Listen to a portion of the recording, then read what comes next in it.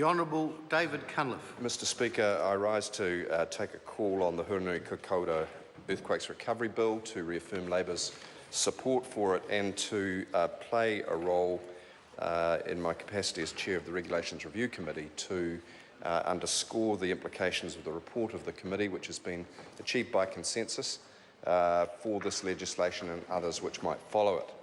Mr Speaker, of course this is a bill that's a very important bill about a very tragic event, and before saying anything else, may I reaffirm Labour's deepest sympathies for those who've lost loved ones, those who've lost substantial property, and those whose lives have been literally torn apart over the last few weeks by the events of that massive 7.8 quake. And I wish to extend our thanks and my own thanks to all of those in the emergency services, the armed services, and the government who've been doing their very best to remediate that. So this bill enjoys, I believe, the very widespread support of this House. There has been good consultation and compromise between parties in bringing the bill to the House, and we are all joined together to do the very best that we can for the people of Hurunui Kaikōura, and I think this is Parliament working at its best. So the contribution I wish to make today is to provide some background on the work that the Regulations Review Committee has been doing over the last 16 months, which it has achieved by consensus without a vote, which it offers to the House today so that it might inform consideration of this bill. Sir, in doing so, can I thank the Deputy Chair, Mr Andrew Bailey, your good self, sir, a member of that committee, Mr Chris Bishop, and my good colleague, the Shadow Attorney General, David Parker, who will be leading our team's work on the Local Government Environment Select Committee, which will consider the bill in more detail. I wish to reaffirm the recommendations in the Regulations Review report issued today are all by consensus. There has been no need for a vote. All members have joined together with expert advice to bring a consensus set of recommendations to the House. So what was this about? Sir, after the 2010 and 2011 earthquake bills and acts were passed and used, Parliamentary Counsel Office began a process of review which, to cut a long story short, identified some constitutional weaknesses in those bills which were not abused, as Mr Parker has says, in practice, but from a legislative point of view certainly could have been improved upon.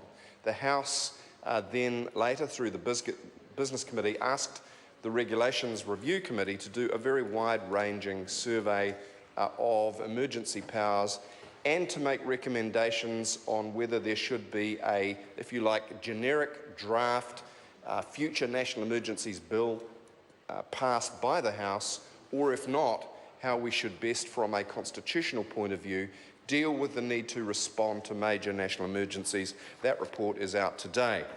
Sir, it traverses a wide range of inputs. I wish to acknowledge the work of Mr Jason McHerron, our expert barrister, a wide range of submissions, the work of the Parliamentary Counsel Office, and in particular can I single out the work of Christchurch City Council, which made an extensive submission based on the experience in the 2010 and 2011 bills and quakes.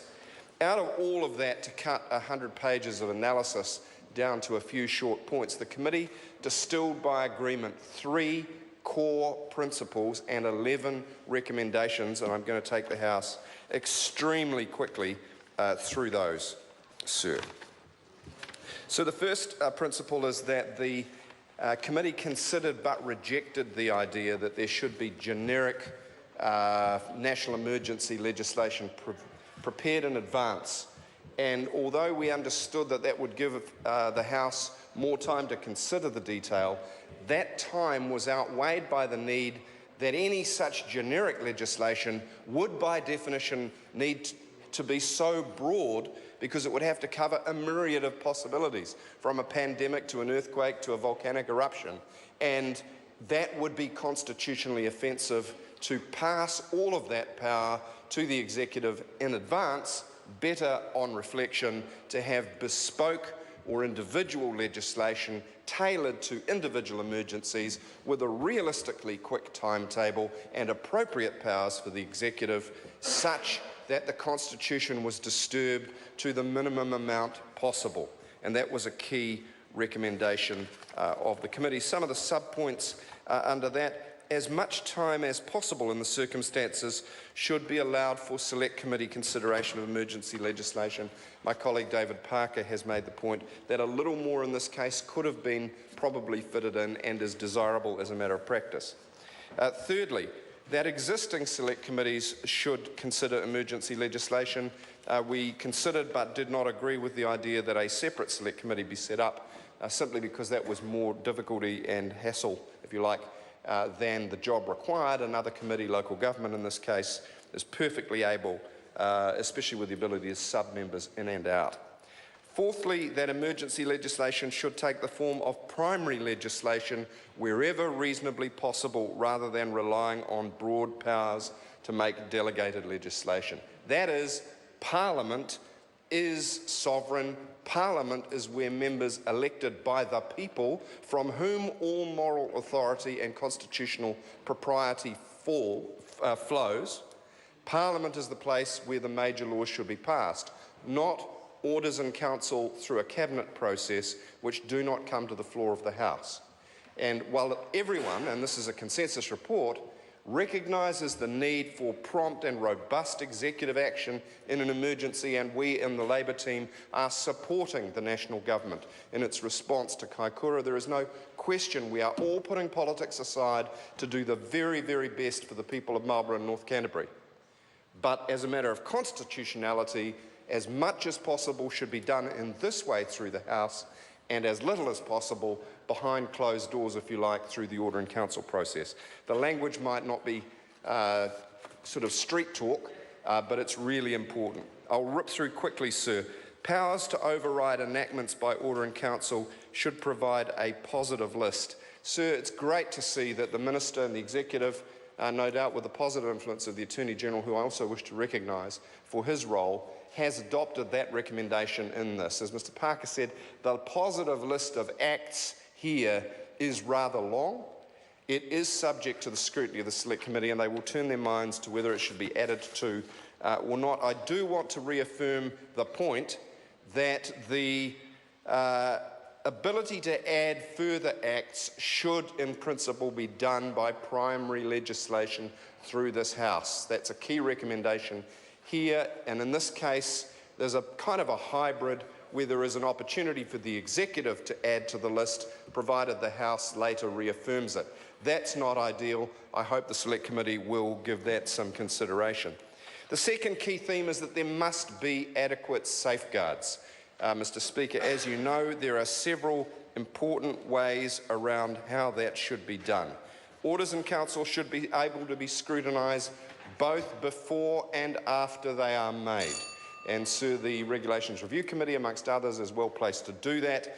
This House has in this bill got before it a process whereby either the Regulations Review Committee or leaders of parties can scrutinise orders before they are made. That is not quite ideal. It would be better to provide for both. The Select Committee may wish to consider that. The right to seek judicial review of orders in council made under emergency legislation should be preserved and upheld. Sir, this bill does not quite achieve that. Under section 8.3, it only allows judicial review on points of law, not on points of fact. And that defeats the general purpose of a judicial review, which is to ensure a robust process of consideration of the facts. And I don't believe that a court would unduly hamper ministerial action in the case of a national emergency. It would take account of those needs of urgency and robust response. And in so doing, sir, it's my personal view that the House should have another look at that section 8.3 provision and allow judicial review. That's the view of the Regulations Review Committee as well. 8, legislation for national emergencies should have regard to international norms and benchmarks. These have been published by the UN and others. I won't labour it. Bespoke emergency powers should only be enforced for as long as is reasonably necessary and should have sunset provisions. And finally, and thanks to the Christchurch City Council for emphasising this one, legislation must reflect the principle that recovery starts from day one. Mr Speaker, I don't want to unduly detain the House. I want to thank everybody who's helped to put this contribution before the House today, and I trust that the Local Government Environment Committee will do its work thoroughly in considering the bill in the time available. Thank you very much.